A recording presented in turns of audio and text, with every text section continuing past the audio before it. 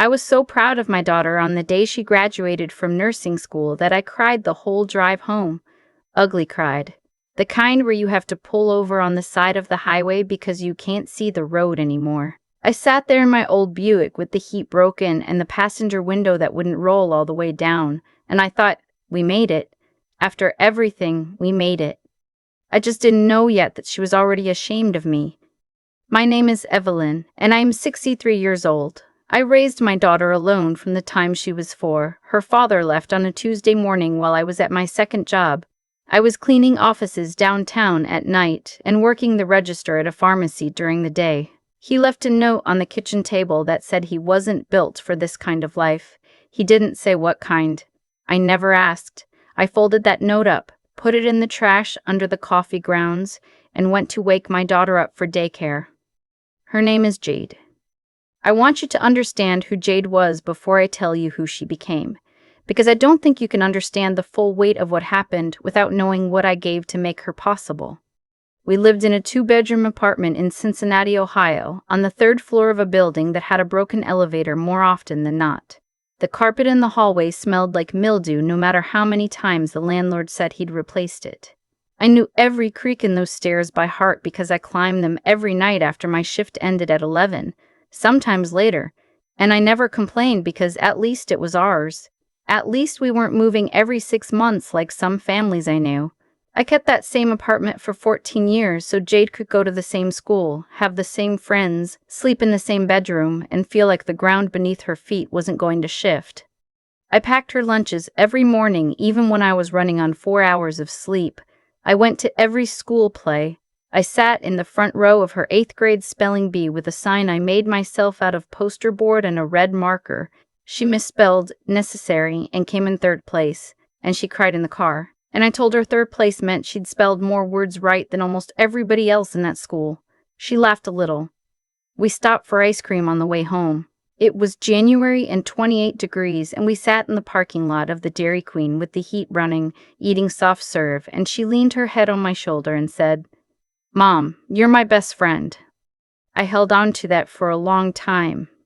When she got into the nursing program at the University of Kentucky, I drove her down to Lexington myself, packed her clothes into bags I bought at the dollar store, helped her make her bed in the dorm room.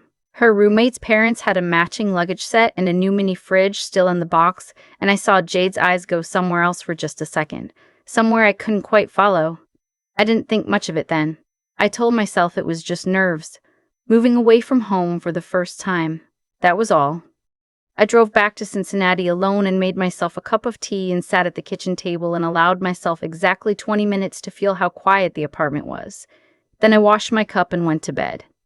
She came home for Thanksgiving that first year. She came home for Christmas. She called most Sundays.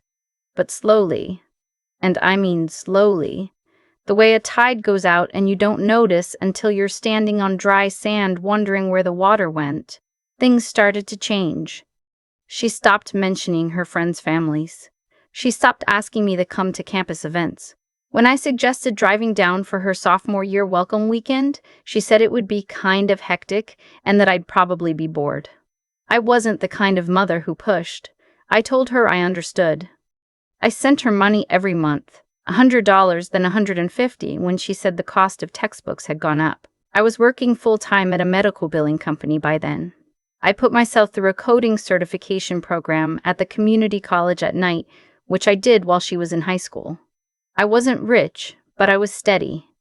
I always found a way to make the numbers work. Junior year, she met a man named Andrew. She mentioned him once in passing, said she'd met someone in her clinical rotations, that he was in medical school, that his family was from outside Columbus. That was it for a while. She didn't send photos. She didn't bring him up again for months. I assumed it had fizzled out the way college relationships sometimes do. Then she graduated. I was there. I sat in that arena in my good blue dress, the one I bought at Macy's on clearance 2 years before and saved for something worthy. And I watched my daughter walk across that stage and take her diploma. And I stood up and cheered so loud the woman in front of me turned around. I didn't care. That was my child. That was everything I had poured into 14 years of night shifts and packed lunches and dollar store moving bags. Andrew was there too. I met him briefly in the parking lot after the ceremony. He was tall, polished, the kind of handsome that looks deliberate. His parents were with him, his mother in a cream blazer, his father with a firm handshake and a practiced smile. They were pleasant, a little formal. We stood together for maybe 10 minutes taking photos before the group naturally divided. He seemed to like Jade, I could see that, and she was glowing, so I was glad. I went home thinking everything was fine. About 8 months later, Jade called me on a Wednesday evening and told me she and Andrew were engaged. I cried again, happy tears. I asked her to tell me everything, how he proposed, where they were, did she like the ring. She told me it was at a restaurant in Columbus, that it had been a surprise, that the ring was a solitaire oval cut, and yes, she loved it. I could hear her smiling through the phone. I was smiling too. "Mom," she said toward the end of the call, "Andrew's family is going to be very involved in the wedding planning. His mom is she has very specific ideas." "That's okay," I said. "I'm easy." "I know. I just wanted to prepare you." I thought that was a kind thing for her to say. I thought she was being thoughtful. I tucked the call away in the good part of my memory and spent the rest of the evening looking at mother of the bride dresses online. The engagement was 18 months long. In those 18 months, I was never once invited to a planning meeting. At first, I assumed I wasn't being invited because I wasn't the one paying. Andrew's family had offered to cover the majority of the wedding costs. I understood that came with influence over decisions. I didn't begrudge that. I had set aside $4,000 of my own, slowly, painfully, a little at a time, that I planned to contribute toward whatever Jade needed. A dress alteration, the rehearsal dinner, flowers, whatever she wanted from me. I called her regularly. She was always pleasant, but always a little vague. The venue was being sorted. The guest list was still in progress. When I asked if she needed help with anything, she said Andrew's mother had it covered. 6 months before the wedding, she sent me a digital invitation to the bridal shower. Not a phone call, not a text asking if I could make it. A digital invitation, the same one presumably sent to 70 other guests with an RSVP link. I stared at it for a long time. I went. I wore my blue dress again. I'd had it cleaned. I brought a gift I'd been putting away for months, a hand-stitched quilt made by my own mother before she passed, the kind of thing that takes a year to make and can't be bought anywhere. I brought it in a box with tissue paper and a handwritten card. Jade received it and said, "Oh, that's so sweet, Mom," and set it to the side with the other gifts. Andrew's mother organized an elaborate display of presents on a table with labels and ribbons. The quilt did not make it to the table. I drove home telling myself it was fine. It was a busy day. She hadn't had a chance to really look at it. 3 months before the wedding, I still had not been told where it was being held. I finally asked directly. Jade said it was at a venue outside Columbus. She'd text me the details soon. I asked if I should book a hotel room, and she said yes. Probably it would be easier than driving back the same night. I booked a room. 2 weeks before the wedding, on a Thursday afternoon, my phone buzzed with an email from my own daughter. The subject line said, "About the wedding." I opened it sitting at my kitchen table with my reading glasses on and a cup of coffee going cold beside me. It said, "Mom, I've been thinking about this a lot, and I hope you understand. The wedding is going to be a very specific event, and Andrew and I have talked about it, and we both think it would be best if you attended virtually. I've made arrangements for you to join the ceremony on Zoom. I'll send you the link the morning of. I know this isn't what you expected, but I hope you can respect our wishes. Love, Jade." I read it 3 times. Then I set my phone face down on the table and I sat very, very still. I want to tell you that I cried. I wanted to cry, but the feeling that came over me wasn't sadness, not right away. It was something quieter and colder. It was the feeling of a door closing that you'd always assumed was open. It was the sound of 29 years of packed lunches and night shifts and cold ice cream in January being folded up and put in the trash under the coffee grounds, the way I'd done with her father's note once upon a time. I sat with that feeling for a while. A long while. Then I went to my closet and I pulled out a box. I had been keeping records for years, not out of suspicion, just out of habit.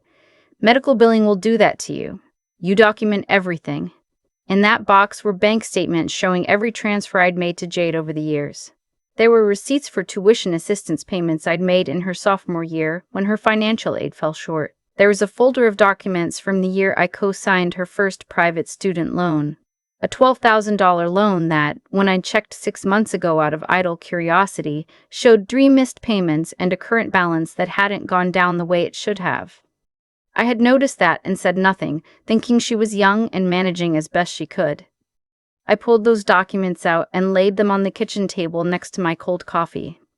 Then I picked up my phone and called my oldest friend, a woman named Ruth Ann, who I've known since we were both 19 years old and working the same register at a grocery store in Cincinnati.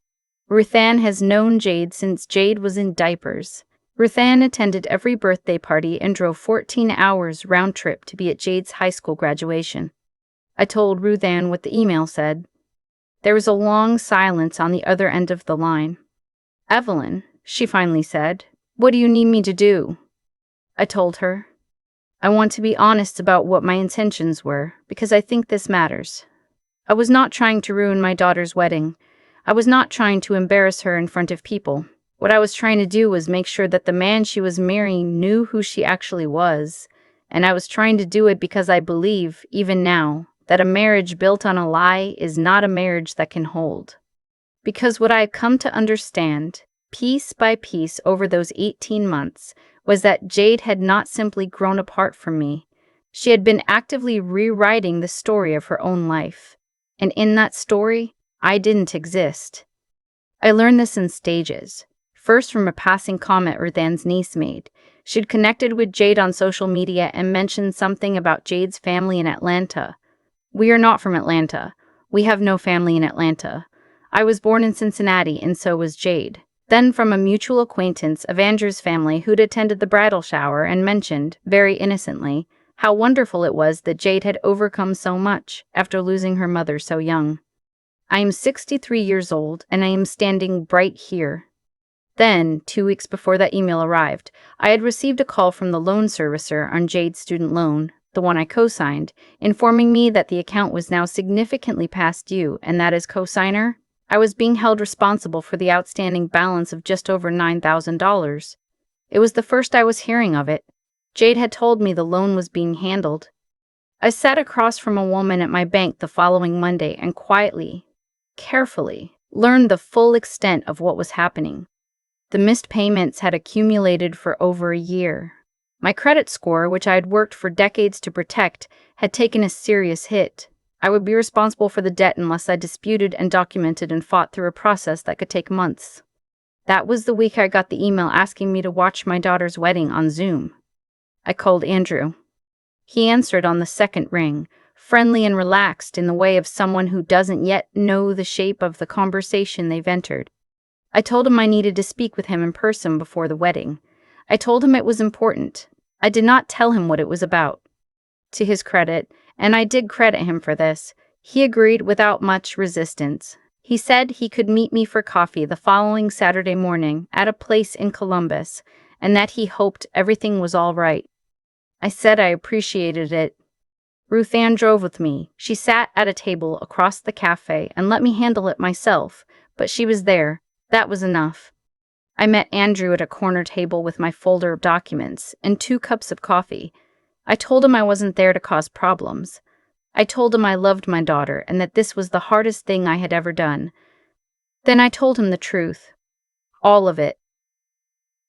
The loan and the missed payments and my credit, the Atlanta story, the woman at the bridal shower who believed his fiancé's mother was dead, the emails sending me to Zoom while the wedding I had waited for my whole life as a mother happened 90 miles away without me. I put the documents on the table between us. He was quiet for a very long time. He looked at the bank statements. He looked at the loan documents. He looked at me. She told me, he said slowly, that her mother passed away when she was 12. She said you were her aunt. I let that sit between us for a moment. I made her lunch every morning until she left for college, I said. I have 23 years of Mother's Day cards in a shoebox in my closet. He put his face in his hands. We talked for a long time after that. I'm not going to tell you everything he said, because some of it was private grief and confusion that belonged to him, but I will tell you that before I left that cafe, Andrew asked me quietly whether I would come to the wedding in person and sit in the front row. I said I would think about it. I did more than think about it. I called my daughter. She didn't answer. I left a voicemail. I said I knew we had things to discuss. I said I had spoken with Andrew. I said I loved her and that I would still be in Columbus that weekend regardless, and that if she wanted to talk before Saturday, I was available. She didn't call back. On the morning of the wedding, I put on a dove gray dress I had bought at a consignment shop in Covington for $38. It fit me perfectly. I wore the pearl earrings my mother gave me when I turned 40. I did my hair the way I always do for important occasions, pinned back with a few soft pieces falling around my face. Ruth Ann told me I looked beautiful. We drove to the venue. It was an old estate property outside Columbus, the kind of place with a long gravel drive and oak trees that had been standing longer than anyone in the building had been alive. It was genuinely beautiful. I had never seen where my daughter was getting married until that morning. Ruth Ann walked with me to the entrance. I had my folder under my arm. I had my phone, and on my phone I had photographs. Me and Jade at her graduation. Me and Jade on her first day of kindergarten. Me and Jade on Christmas morning in our apartment with the mildew in the hallway and the broken elevator, grinning like the whole world was ours because in that moment it was. A coordinator at the door told me the ceremony was for invited guests only. I said I was the mother of the bride. She hesitated. I showed her my ID. I showed her a photograph of Jade and me from 2 years ago, the two of us standing together at a cousin's cookout, my arm around my daughter's shoulders, both of us laughing. She stepped aside. I walked into that estate, and I took a seat in the third row from the front, on the bride's side, and I folded my hands in my lap, and I waited. I will not describe in detail what happened when Jade saw me. I will say that her face went through several things in rapid succession, and that Andrew, standing at the altar, saw me too, and gave me a long look that I read as both relieved and sorrowful. The ceremony did not proceed as planned. What I can tell you is that after a delay that lasted nearly 40 minutes, Andrew walked away from the altar, quietly, calmly, with the dignity of a man who had decided in the last 72 hours that he could not build a life with someone who had erased her own mother from her story. I heard later from Ruth Ann's niece, who had attended as a guest, that he had spoken to Jade privately before he walked out, that he told her he needed to understand who she really was before they could take any step as serious as marriage. I was outside by then. I was sitting on a stone bench under one of those old oak trees, and Ruth Ann was beside me with her hand on mine, and I was not feeling triumphant. I want to be clear about that. I was not happy. I was hollowed out in a way I hadn't expected because even then, even after everything, it was my daughter standing in that building in a white dress, and she was mine. And I had once stood in a January parking lot and bought her soft serve in the cold so she would stop crying over a spelling bee. She came to find me 40 minutes later. She had taken off her veil. She was still in the dress. She looked younger than she'd looked in years, the way people look when something has stripped the performance off of them and left just the original person underneath. She sat down beside me on the bench and she didn't say anything for a little while. Then she said, "Mom, I'm so sorry." I didn't respond right away. I let her sit in it. "I don't know when I started being ashamed," she said. "I don't even know if ashamed is the right word. I think I wanted to be someone different, someone who didn't come from so little. And I didn't know how to do that without leaving you out of the picture." "You didn't come from so little," I said. "You came from me. And I came from love and stubbornness and 14 years of climbing stairs in a building with a broken elevator. That's not nothing. That's everything." She started to cry. The real kind. The kind I hadn't seen from her since she was small. I put my arm around her, because she was still my daughter. Even then, even after all of it, we had a long road ahead of us, the loan, my credit, the rebuilding of whatever trust could be rebuilt between us. I did not pretend any of that was going to be easy or fast. "And Andrew," I don't know what happened with Andrew, whether they found their way back to each other or whether that was truly the end. That was theirs to figure out. My part was done. What I know is this: you can run from your beginnings, but they will find you. Not to punish you, necessarily, just because the truth has a way of showing up when it matters most. The way a mother does, without an invitation, in a dove gray dress and pearl earrings, sitting in the third row on the left side of a church and waiting. I climbed those stairs for 14 years so my daughter would have something solid under her feet. The least I could do was show up when she needed someone to catch her. I thought a lot about what kind of woman I was the morning I drove to that estate outside Columbus. Not what I did, I've made peace with that, but who I was inside while I was doing it. Because I think the inside part matters more than people give it credit for. I wasn't angry. I want to say that plainly. By the time I put on that dove gray dress and clipped my mother's pearl earrings on, the anger had already burned itself out, somewhere in between reading that email and pulling my documentation box out of the closet. What was left wasn't rage, it was clarity. A kind of quiet, unshakable knowing that the truth was going to come out one way or another, and that the most decent thing I could do for everyone involved, including my own daughter, was to make sure it came out before she signed her name to a life built on a fiction. That's the thing about honesty that I don't think we talk about enough. We treat it like a weapon, or like a gift, depending on how it lands. But I've come to believe it's neither. It's more like gravity. You don't choose whether it applies. You only choose whether you work with it or against it, and everything that follows comes from that choice. Jade spent years working against it. I understand why. I really do. Shame is a powerful force, especially the shame of having come from very little in a world that treats your beginnings like your ceiling. She looked at where she'd come from, and she decided the story needed to be rewritten. That decision came from somewhere real and human and understandable. But it required her to keep lying, and then to lie to cover the lying, and then to build an entire identity on top of layers of things that weren't true, until the weight of it had to go somewhere, and where it went was onto me, onto us, onto a loan that stopped being paid, onto a mother who was handed a Zoom link in lieu of a seat at her own daughter's wedding.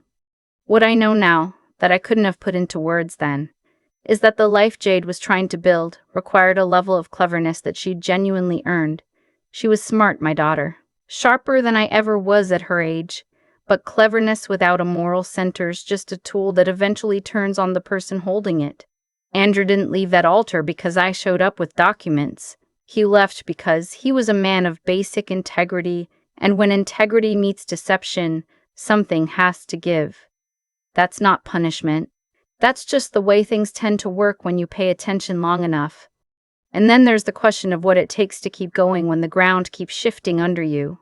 I think about the years I climbed those stairs in the building with the broken elevator. I think about the certification I earned at night while Jade was in high school, sitting in a community college classroom with people half my age, because I decided that 47 was not too late to learn something new. I was not remarkable. I was not special.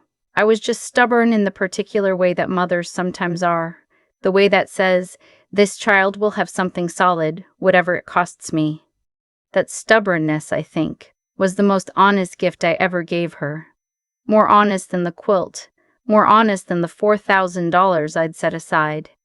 It was proof, in the only language that really holds up over time, that showing up matters, that the people who stay, through the broken elevators and the cold parking lots and the emails that ask you to watch your own life on a screen, are the ones worth returning to. Jade sat down beside me on that bench and said she was sorry, and I believed her.